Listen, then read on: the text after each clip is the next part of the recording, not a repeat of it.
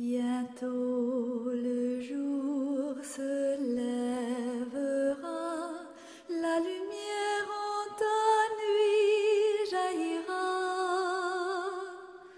Bientôt le jour se lèvera et l'amour en ton cœur chantera.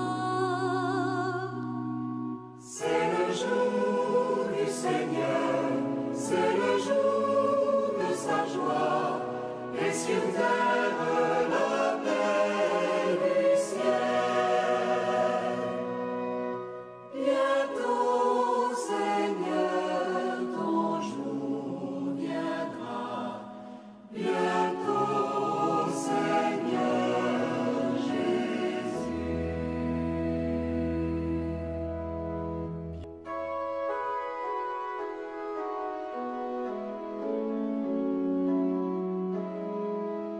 Fidèles de l'émission dominicale, le jour du Seigneur, que grâce et paix vous soient données de la part de Dieu notre Père et de Jésus-Christ notre Seigneur. Au lendemain du mercredi des cendres, l'Église entre en carême par le dimanche de la tentation et du combat spirituel. Le Fils de Dieu nous enseigne par l'exemple à déjouer les plans du malin en évitant la séduction du ventre, de l'orgueil et du pouvoir. Aujourd'hui, Noé est sauvé du déluge avec sa famille. Aujourd'hui, Jésus est tenté au désert. Au milieu de toute situation, le Seigneur enseigne ses voies.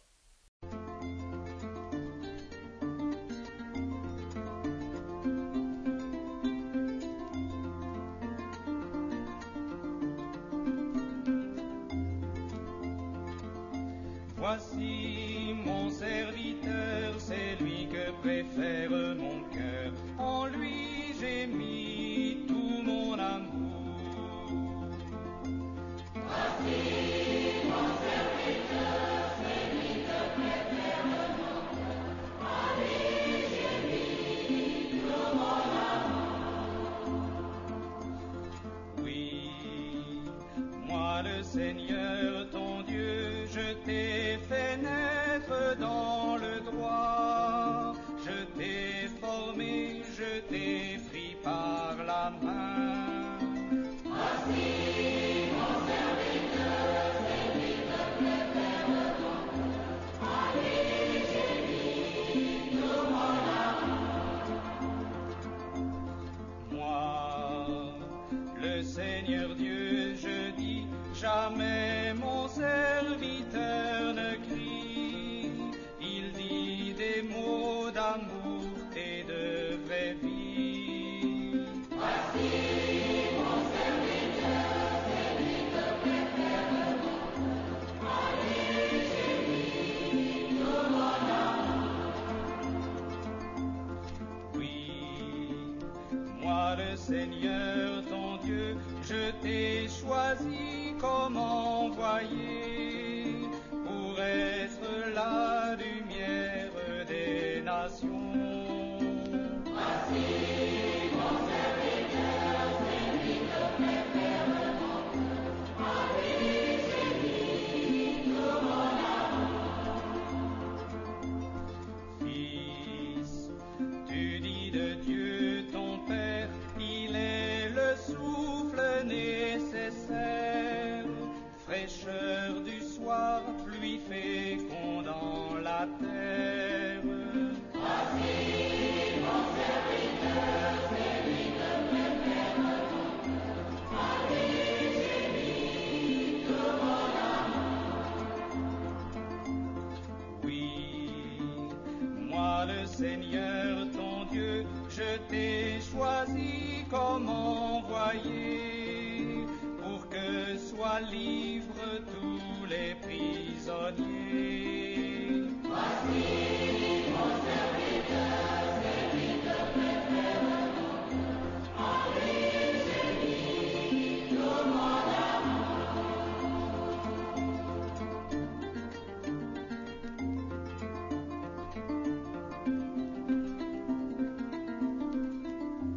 Fidèles téléspectateurs, Dieu a parlé plusieurs fois et de plusieurs manières.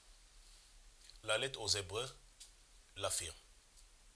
À plusieurs reprises et de plusieurs manières, Dieu a parlé par les prophètes. Dans ces derniers temps, il a parlé par son Fils. Dieu a donc essayé, pas une fois, pas deux fois, de s'adresser à l'humanité et à chaque homme. Il a utilisé tous les canaux et les moyens de communication disponibles et possibles pour se faire entendre. La nature, les songes, les rêves, les intuitions singulières qui donnent l'impression que l'autre en face n'a pas les pieds sur terre. Dieu a parlé par les apparitions et autres manifestations les plus supranaturelles que la Sainte Église, dans sa grande prudence, a encadré et accompagné, sans trop vite crier « vérité absolue ». Dieu a finalement parlé par la croix du Seigneur. Et sur cette terre, on ne trouvera aucune communication, je dis bien aucune, plus éloquente, plus pertinente, plus parfaite et plus définitive que la croix. Malheureusement, quand Dieu parle d'une manière ou d'une autre, ce qu'il dit est reçu comme scandale ou folie par 95% de ceux qui l'entendent, mais ne l'écoutent pas vraiment. La raison est que le message de Dieu est toujours nouveauté ou contradiction qui bouscule nos certitudes. Qu'à cela ne tienne, nous prêchons un Christ crucifié, scandale pour certains, folie pour d'autres.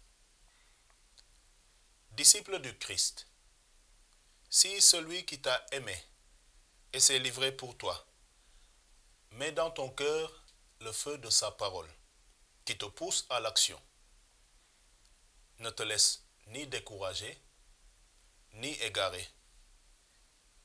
C'est par ta persévérance que tu garderas ta vie. Il n'y a pas de sage pour comprendre Dieu, mais c'est l'écoute de Dieu qui fait le sage. Nous ne sommes pas souvent assez vigilants pour comprendre son message. Et voici le motif de l'action de grâce de Jésus à son Père. Ce que tu as caché aux sages et aux savants, tu l'as révélé aux tout petits. À l'heure où je vous parle, si vous êtes un signe en but à la contradiction, ne lâchez pas prise, pas du tout, parce que vous n'êtes pas les premiers. Souvenez-vous plutôt de la prophétie du vieux Siméon et regardez sans vous détourner la face balafrée de Jésus-Christ crucifié. À l'heure où je vous parle, si vous êtes rejeté par les vôtres, par votre propre famille, ne lâchez pas prise, pas du tout, parce que vous n'êtes pas les premiers. Souvenez-vous du Seigneur Jésus-Christ, rejeté par sa patrie, par son village et par sa propre famille. On crache sur vous, on vous humilie, on vous calomnie, on vous sourit sans vous aimer vraiment. On guette votre chute. On vous tend des pièges physiques et mystiques aux espoirs meurtriers. N'ayez pas peur. Restez bon et déterminé. L'épreuve est d'abord reçue comme sujet de tristesse et non de joie. Mais plus tard, pour ceux qui ont été ainsi exercés, les épreuves, les peines et les douleurs produisent un fruit paisible de justice. Avoir raison ou avoir tort n'est pas si important de fait, si l'un et l'autre ouvrent à la croissance en Dieu et à l'excellence du Christ. D'ailleurs, ce n'est pas parce que tout le monde a dit que tout le monde a raison.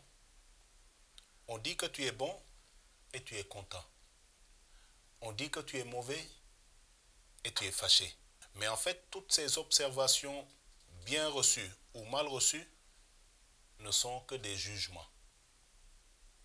Jésus nous rappelle que seul Dieu est bon. Et c'est à Jésus qu'est réservé le pouvoir de juger.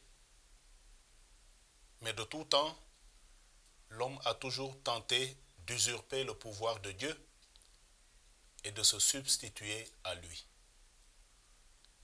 Ceux qui le font vont tomber, au nom de Jésus-Christ. En cela, nous avons eu des ancêtres dont les agissements inappropriés sont relatés par le psaume 48. Ils ont cru leur maison éternelle, leur demeure établie pour les siècles, sur des terres, ils avaient mis leur nom.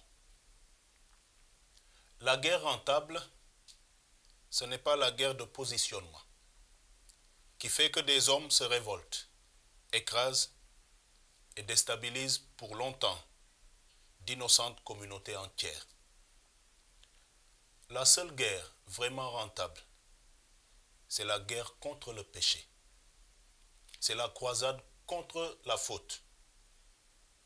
Guerre contre le péché pour la conversion personnelle et collective. En ces temps difficiles, où l'expertise de l'homme est remise en cause, le retour à Dieu est l'unique source de vie et de salut. Au cours de l'histoire de l'humanité, les expertises, l'intelligence et le génie de l'homme se sont régulièrement révélés très insuffisants à assurer sa stabilité sur la terre et son avenir de bonheur et de paix. L'appel du prophète Joël est on ne peut plus formel au seuil de ce temps de carême. Revenez à Dieu de tout votre cœur, dans le deuil, les larmes et le jeûne. Déchirez vos cœurs et non pas vos vêtements. Dans son homélie du mercredi des cendres, le pape François enseigne que le carême est un voyage de retour à Dieu, que le carême est un exode de l'esclavage à la liberté.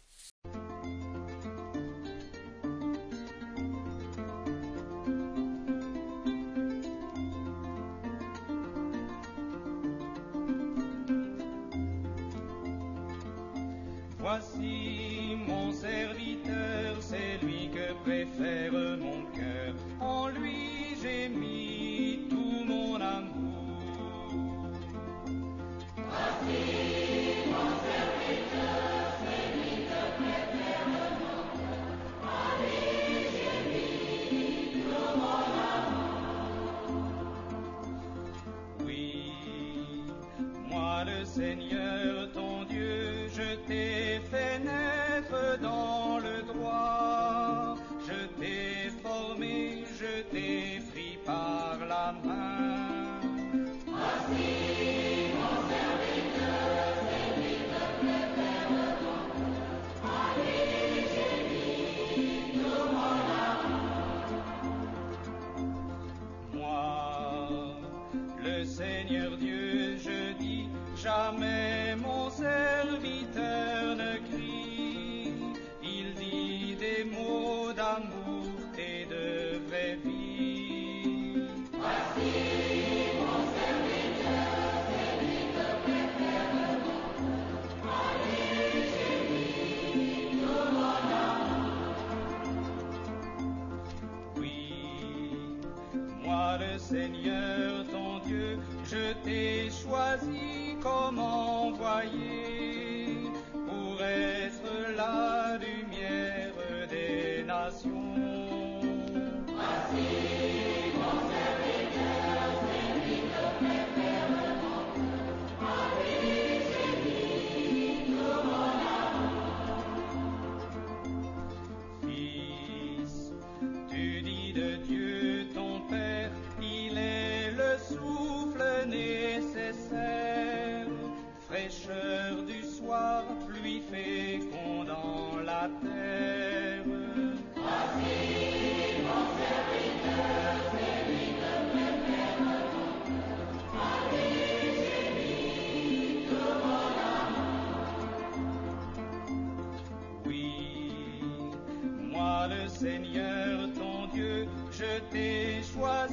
comme envoyé pour que soient libres tous les prisonniers.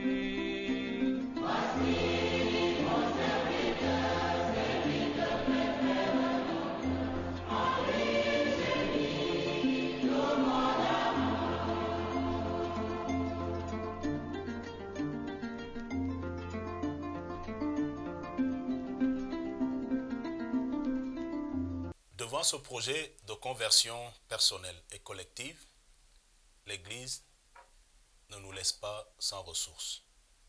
Le pape François, depuis le 11 novembre 2020, a écrit un message tenu sous embargo jusqu'à une date récente.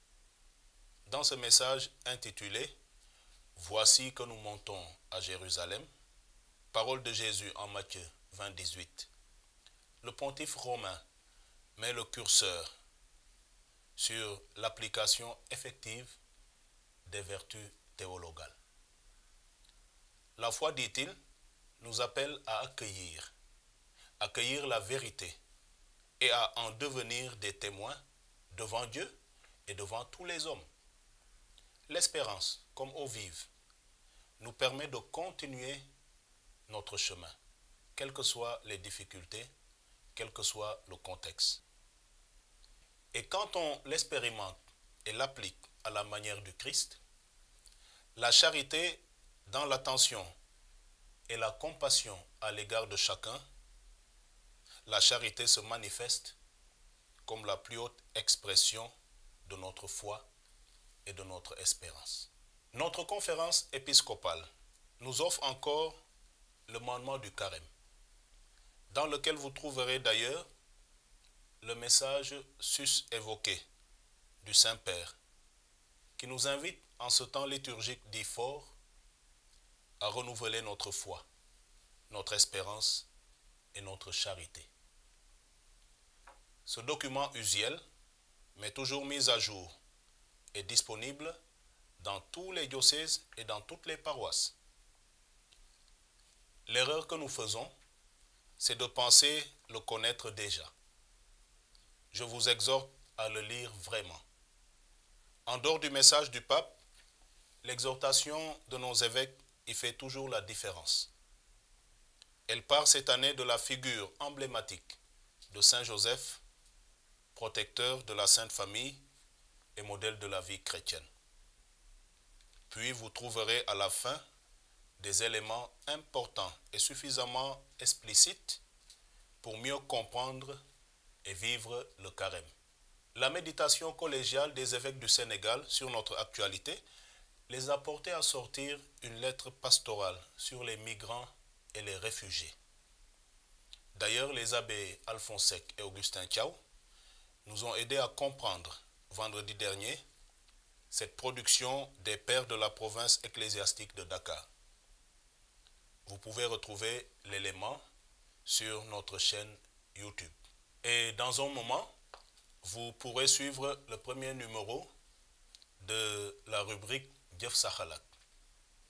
Djef Sakhalat au cœur d'un contexte national où c'est plutôt la mentalité War Sakhalat. C'est cette mentalité dernière qui est la mieux partagée.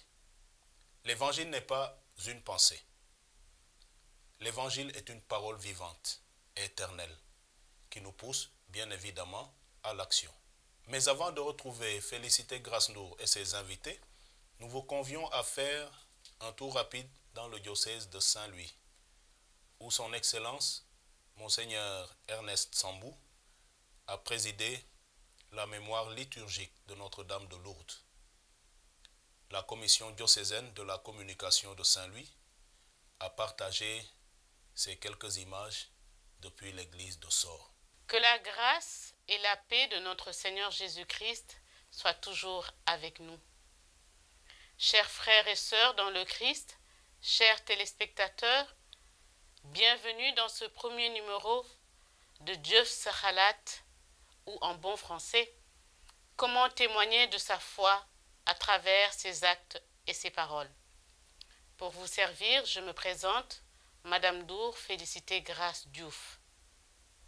Aujourd'hui, En ce 6e dimanche du temps ordinaire de l'année B, jour spécial aussi où nous célébrons la fête de la Saint-Valentin, nous souhaitons à tous et à toutes une bonne fête. Dieu est amour, imitons-le. Permettez-moi, avant de présenter mes invités, de me référer à la lettre de Saint Jacques au chapitre 2, verset 17. La foi, si elle n'est pas mise en œuvre, elle est belle et bien morte. Frères, que tout ce que vous faites, faites-le pour la gloire de Dieu. C'est avec ces mots que nous avons la joie d'accueillir Madame Danielle Boissy, des équipes Notre-Dame, et Sœur Marie-Jean, des petites sœurs de la maternité. Je vous remercie d'Allen Adjam. Je vous laisse le soin de vous présenter à nos chers téléspectateurs. Merci, Félicité. Bonjour à tous. Nous sommes heureuses de pouvoir contribuer à cette émission. Donc, je suis Sœur Marie-Jean, petite sœur des maternités catholiques. Nous avons comme mission d'accompagner les couples et les jeunes dans leur sexualité et les couples dans leur infertilité comme dans leur fertilité. Nous aurons l'occasion de nous étendre un peu plus sur le sujet. Madame Boissy. Bonjour Félicité, Madame Zour. Merci pour cette invitation. Nous sommes très honorés d'être là aujourd'hui. Bonjour à tous, chers téléspectateurs. Moi, je me présente, Madame Danielle Boissy. Je suis là pour vous parler des équipes Notre-Dame du Sénégal. Merci. Merci à vous. Alors, pour entrer dans le vif du sujet, on va partir de l'évangile de ce 6e dimanche du temps ordinaire de l'année B, où Jésus guérit le lépreux. Alors, je voudrais savoir, par rapport aux personnes qui viennent à vous, je vais commencer par Sœur Marie-Jean, les personnes qui viennent à vous, quels sont les conseils que vous leur prodiguez? Et puis, comment vous faites, en fait, pour les aider à soumettre leurs problèmes à Jésus? Parce qu'on voit bien que dans cette lecture, c'est le lépreux qui vient soumettre son problème à Jésus. Comment vous faites avec toutes ces personnes qui viennent vous voir et qui sont en souffrance? Eh bien, nous les accueillons déjà, parce que l'accueil, c'est très important. Et cet accueil, justement, met en confiance toutes les personnes que nous accueillons, les couples. C'est vrai qu'ils sont en souffrance, donc ils ont besoin d'être bien accueillis et d'avoir une écoute, une oreille écoutante. Parce que, justement, ils ont tellement des problèmes qu'ils n'arrivent plus à vivre leur vie de couple. Donc, ils ont besoin de se confier. Et je pense que c'est important de pouvoir bien les accueillir et d'écouter, justement, tous leurs problèmes.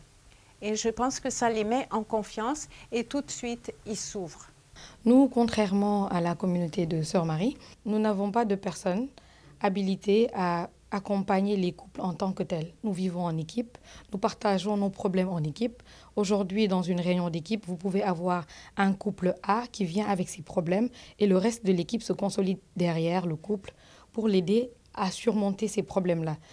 À la prochaine réunion, le mois prochain, un autre couple pourrait avoir les mêmes problèmes ou d'autres problèmes. Vous voyez? Donc, ce n'est pas un accompagnement personnel.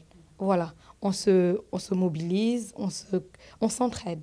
C'est ça le maître mot des équipes Notre-Dame, l'entraide. Nous nous entraidons mutuellement, nous nous aidons mutuellement. Oui, mais au-delà, parce que moi je suis partie des équipes Notre-Dame. Exactement. Aussi, mais au-delà de cette entraide mutuelle, on le projette aussi auprès des amis, auprès des connaissances. Voilà, on n'est pas seulement figé sur les couples des équipes. Voilà, c'est vraiment c'est dans cet esprit de vous avez reçu gratuitement, donné gratuitement. On aide aussi d'autres couples dans cette marche-là. Exactement, exactement. Là, je vais abonder dans le même sens. Nous, personnellement, nous avons vécu un cas similaire où des amis à nous qui ne font pas partie des équipes Notre-Dame, mais qui vivaient des problèmes dans leur couple, qui se sont ouverts à nous et nous avons essayé de faire comme nous faisons en équipe.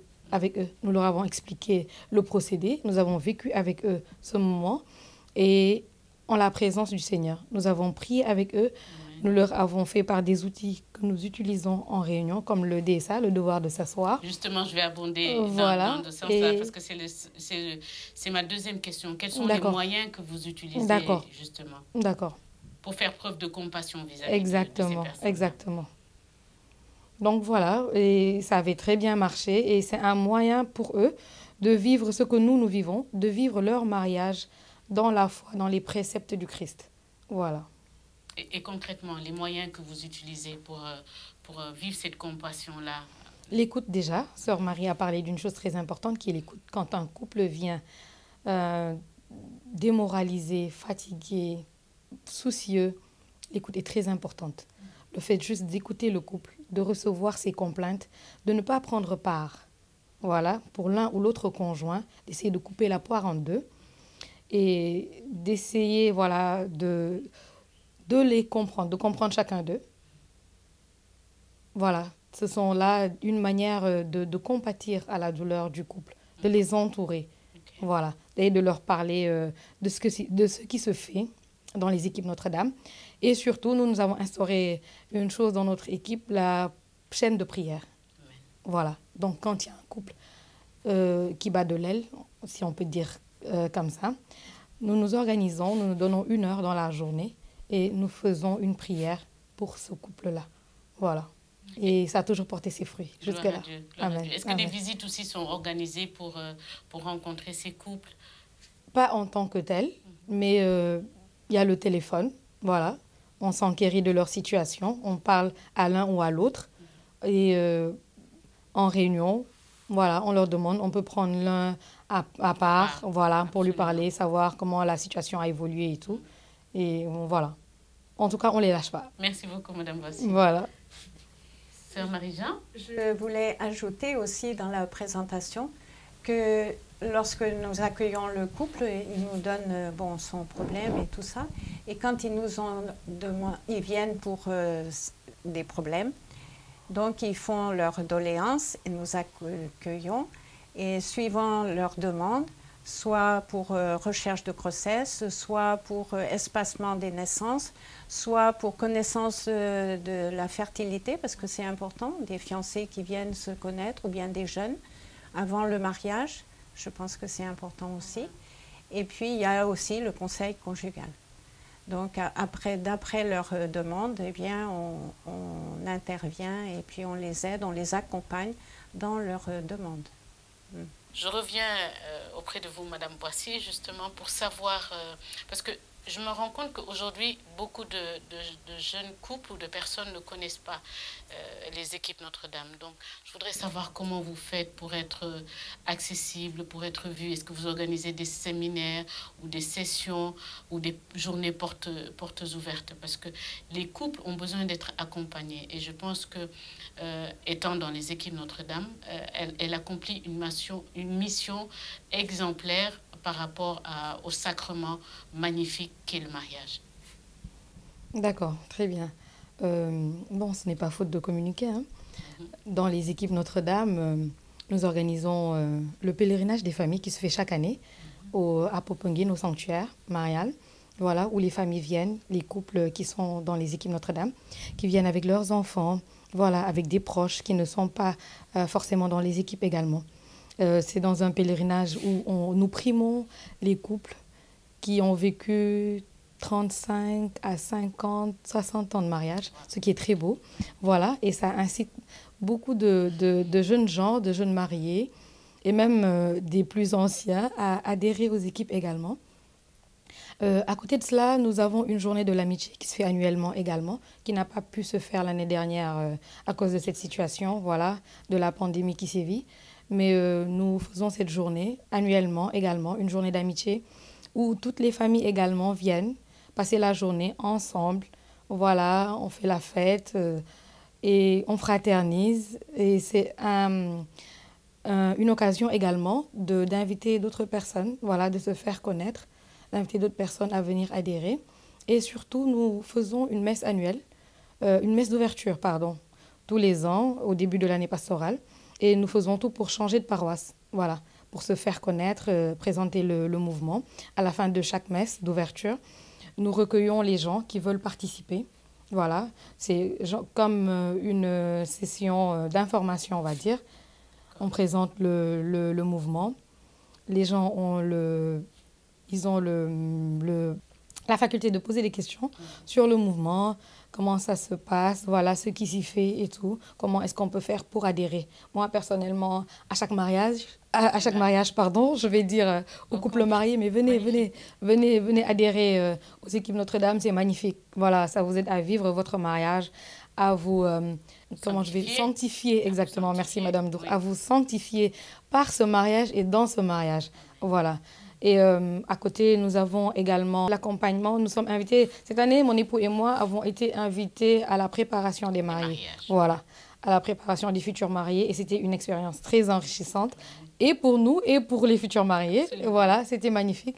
Voilà, et nous sommes présents sur les réseaux sociaux également, sur Facebook. Nous avons un site internet, les équipes Notre-Dame Internationale a un site internet. Voilà, nous sommes présents sur Pinterest, sur Instagram. Voilà, nous sommes dans les réseaux sociaux. Et à l'approche de nos événements, nous faisons des spots publicitaires qu'on se partage sur WhatsApp. Voilà, ça va vite avec les réseaux sociaux. Donc, on essaie tant bien que mal à se faire connaître. Voilà. Super.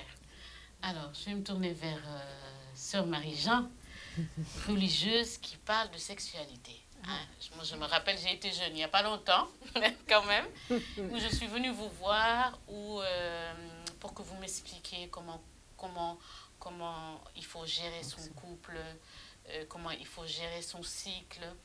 Donc, alors aujourd'hui, je veux parler à une personne qui nous écoute et qui aimerait savoir plus sur son corps, qui aimerait venir vous voir parce que c'est un sujet tabou dans notre société.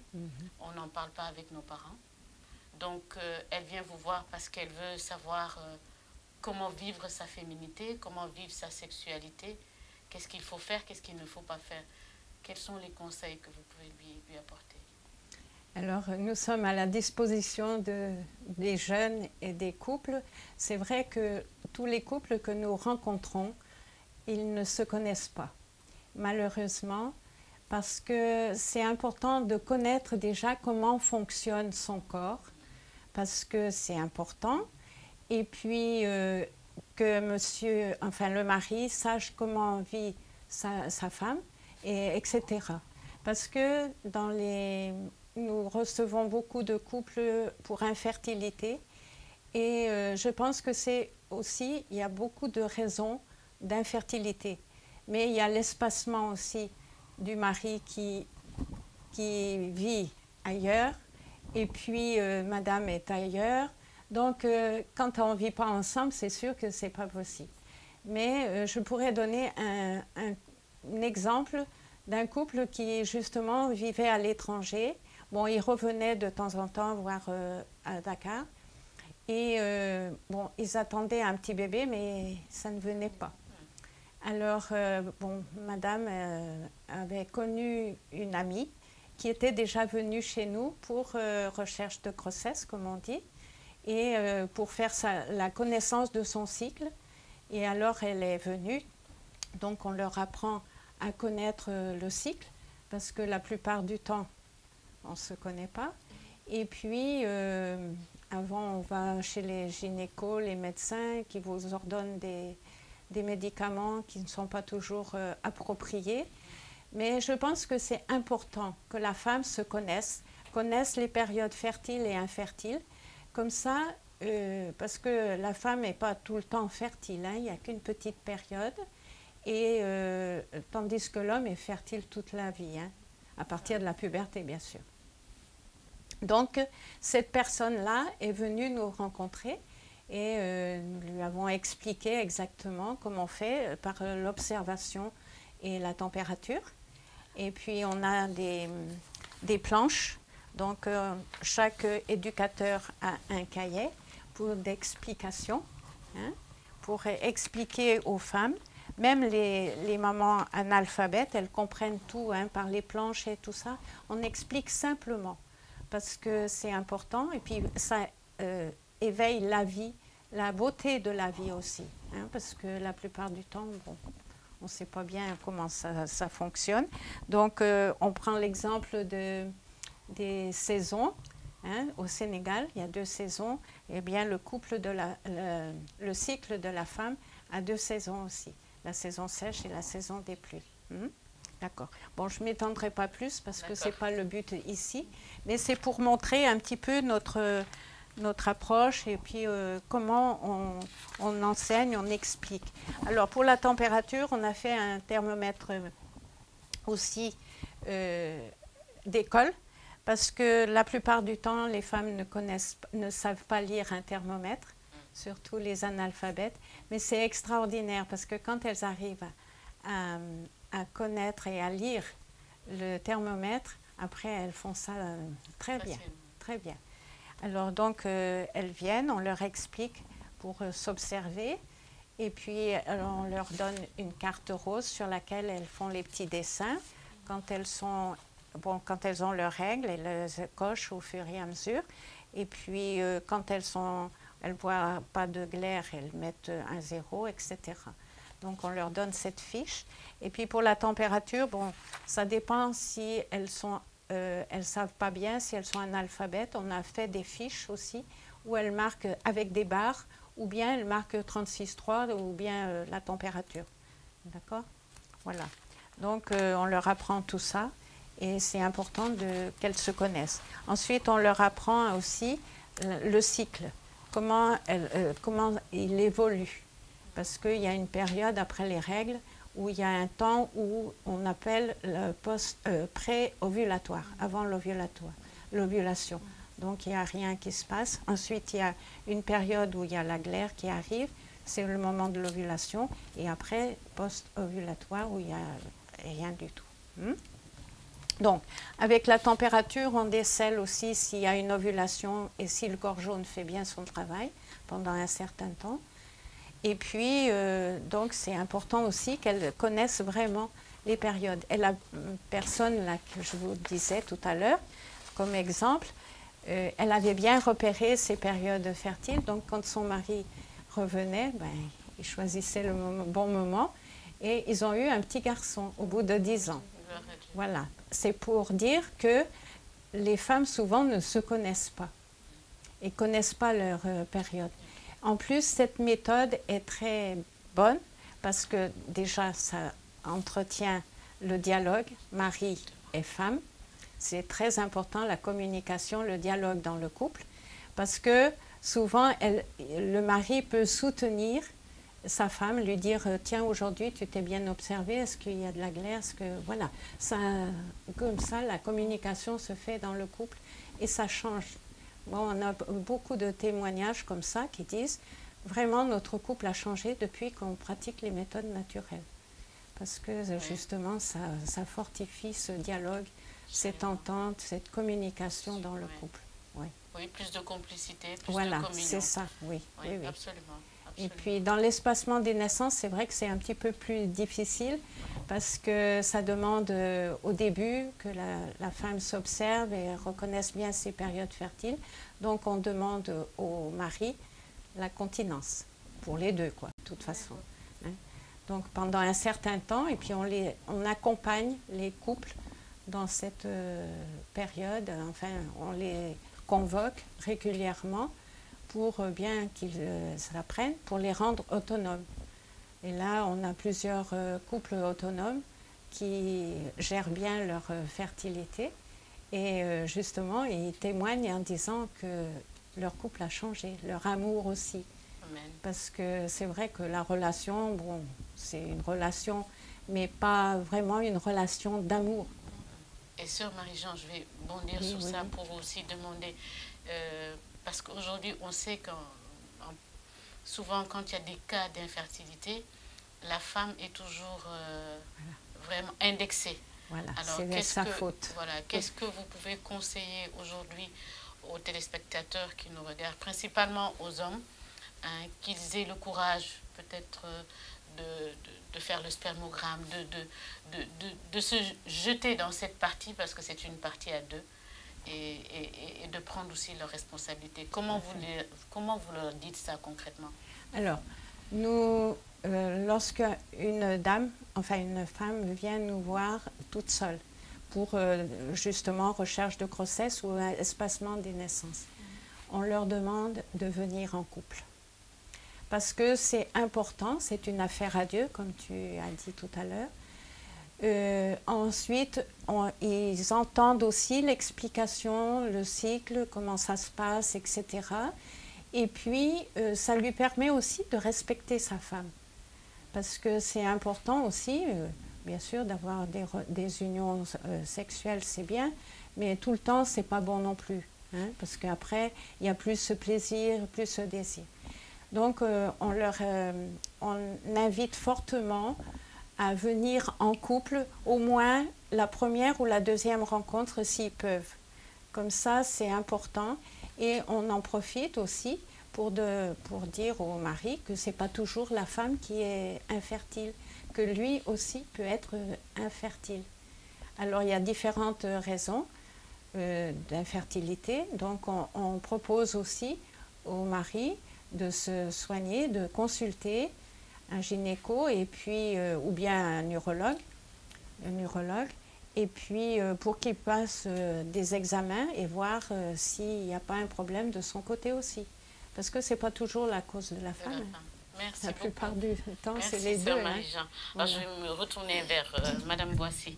Alors moi, comme je suis partie des équipes Notre-Dame, j'aimerais que vous me parliez des actions qu'on y mène, mais principalement du devoir de s'asseoir, des résolutions. Voilà, touchez-nous un petit mot sur ça, parce que c'est quand même un des cœurs de tout ce qu'on fait dans les équipes Notre-Dame, et même en couple. Très bien. Le devoir de s'asseoir est un outil que l'on utilise en équipe. Un outil, mais magnifique. Voilà, c'est magnifique de pouvoir parler à son conjoint ou à sa conjointe en présence du Seigneur. Amen. Voilà, le devoir de s'asseoir se fait normalement ou obligatoirement une fois par mois dans le couple. C'est parce que c'est comme un rendez-vous d'amour. Exactement. Tellement le rendez-vous, le devoir de s'asseoir, pardon, est devenu le plaisir de s'asseoir pour certains Amen. Couples. C'est magnifique en fait de s'asseoir, qu'il y ait souci ou pas, problème ou pas, de s'asseoir avec son conjoint en présence du Seigneur, comme je disais tantôt, parce qu'il faut allumer une bougie et prier. Dès qu'on s'assoit avec son mari, on allume la bougie et la bougie représente le Seigneur. L'Esprit Saint est là au milieu de nous et nous devons nous dire les choses. Voilà, et on sait que quand le Seigneur est là, on ne se crie pas dessus, on ne s'insulte pas. Beaucoup de bienveillance. Exactement, beaucoup de bienveillance, parce que Jésus est au milieu de nous. Amen. Et il écoute ce que nous nous disons. Amen. Donc, voilà, vous choisissez 2 ou 3 points qui vous a chagriné pendant ce mois qui vient de s'écouler et vous en parlez au conjoint. Voilà, il y a telle ou telle chose qui s'est passée, ça ne m'a pas plu. Voilà, vous y mettez les formes parce que le Seigneur est là. Et là, le conjoint est réceptif.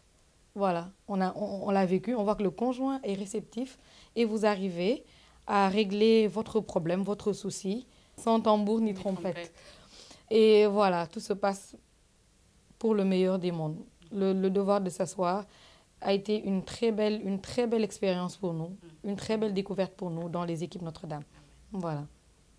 Et des résolutions, parce qu'il y a des résolutions dans ce devoir de s'asseoir, il y a des résolutions à prendre pour rejoindre l'autre, pour se parfaire, pour rendre l'autre heureux, parce que c'est ça aussi le but du mariage. Exactement. Les résolutions, comment vous arrivez à les vivre à deux?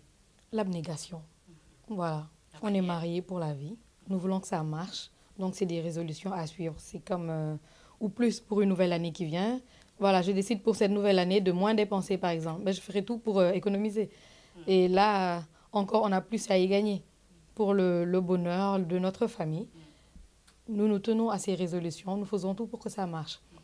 Voilà, chacun lâche du lest. Pardon, voilà. C'est des compromis, le mariage. Donc, pour une parfaite cohésion, chacun lâche du lest, comme je viens de dire tantôt. pour que ça marche. Et beaucoup de vie de prière aussi, de partage de la parole. De Dieu, Oui. la prière conjugale qui est obligatoire, Oui. il faut le faire tous les soirs. Et on sait que quand on est fâché contre l'autre, ben, on ne peut pas faire la prière conjugale. On fait tout pour se réconcilier avant l'heure de la prière conjugale. Voilà, ça fait partie des outils que nous utilisons en équipe Notre-Dame, à côté du DSA. Il faut faire la prière conjugale tous les jours, quotidiennement, le soir, avant de se coucher. Et même l'étendre à la prière familiale. Voilà, nous avons l'oraison également. Ce cœur à cœur avec Dieu. Voilà, être en présence du Seigneur, l'écouter. Parce que nous avons toujours tendance à lui parler sans l'écouter. C'est nous qui parlons tout le temps. Oui, Seigneur, je veux ceci, tu vois. Voilà, il n'est pas bien, il me fait ça, il me fait ça. Mais écoutons-le. Des fois, c'est bien de l'écouter, nous parler. Merci. Merci beaucoup, Madame Boissy. Oui, Sœur Marie-Jean. Excusez-moi. Je pense que c'est important ce que vous dites, Madame Boissy. Parce que nous, on dit tout souvent aux couples, vous savez, il ne faut pas vous coucher le soir sans vous être réconciliés. Parce que c'est vrai que c'est normal, nous sommes humains et on a toujours des colères, des petites disputes et tout ça. Mais je pense qu'il faut prendre le temps de s'asseoir, comme vous dites, et de se dire pourquoi nous avons eu ces temps de disputes ou d'incompréhension pour vraiment aller se reposer très en paix. Oui, non mais c'est vrai. Et puis il faut savoir se dire merci, s'il vous plaît, et pardon.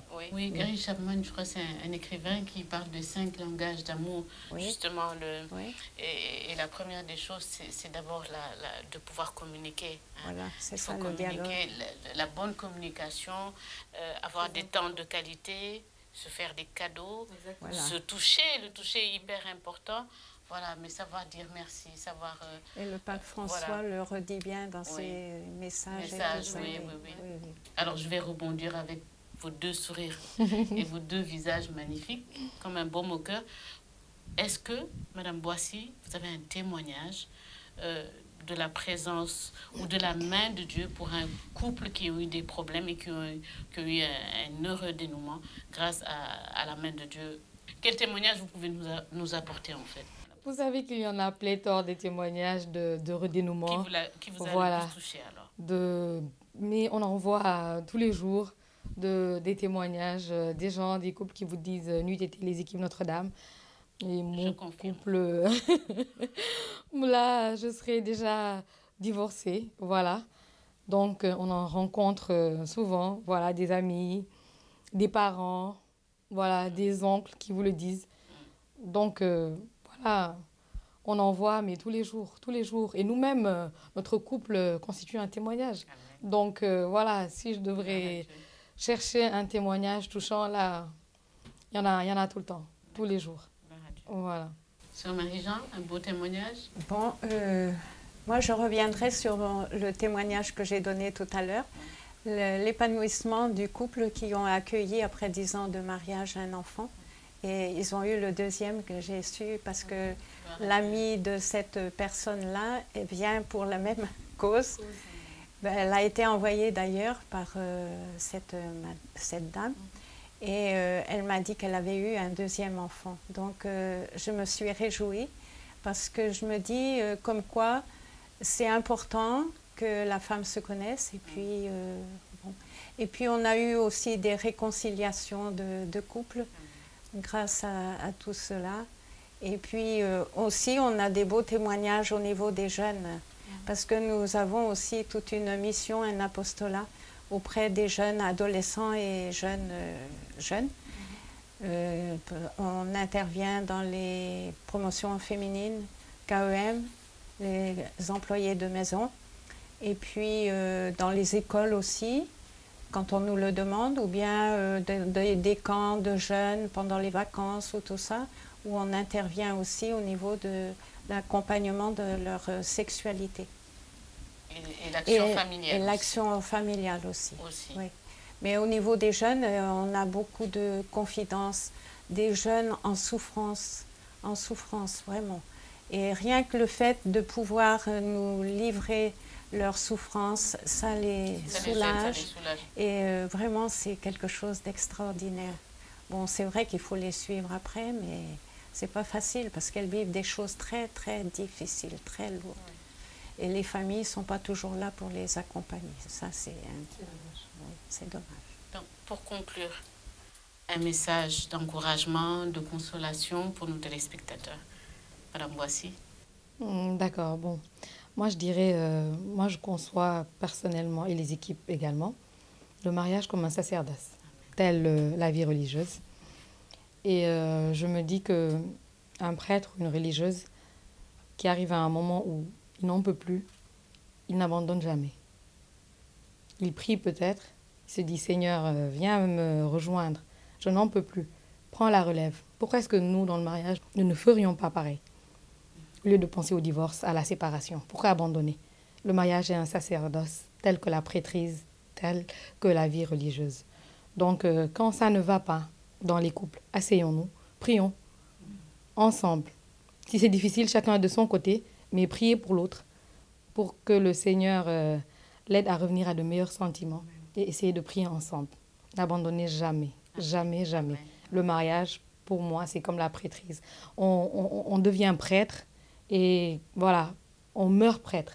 C'est jusqu'au bout. Jusqu'au bout. Voilà. Ayant Comme, aimé les siens, il les aima jusqu'au bout. Pour le meilleur et pour le pire, jusqu'à ce que la mort nous sépare. Et qui sait, peut-être que la mort n'arrivera pas à nous séparer. Amen. Voilà, Merci. pour moi, c'est ça. Vivons le mariage comme la vie religieuse. Et tout va aller pour le mieux. Et n'oubliez jamais la place de Dieu dans le mariage. Que Dieu soit la seule personne, si on peut dire personne, au milieu de ce mariage. Voilà. Merci infiniment, Madame C'est moi, Madame Sœur Do. Marie-Jean. Oui, moi j'abonderai dans le même sens que Madame Boissy. Je pense que la prière doit être le centre de notre vie. Si on veut être vraiment fidèle, c'est lui qui est le trait d'union entre hommes et femmes. Et puis pour nous, c'est pareil, c'est la prière. Parce que nous avons une mission extraordinaire auprès des familles. Donc on est c'est pratiquement la même vocation. Et notre source, c'est vraiment la prière, l'adoration eucharistique tous les jours, où nous avons 3 quarts d'heure. Et puis tous les offices et surtout l'Eucharistie quotidienne. Donc c'est vrai que pendant ce temps de pandémie, on n'a pas été vraiment sevrés parce qu'on a eu nos pères OMI qui étaient à côté, qui nous ont permis d'aller célébrer l'Eucharistie avec eux. Mais c'est vraiment notre source pour vraiment tenir dans la vie religieuse, quoi. Et puis, mais je trouve qu'on a une belle vocation complémentaire avec les familles.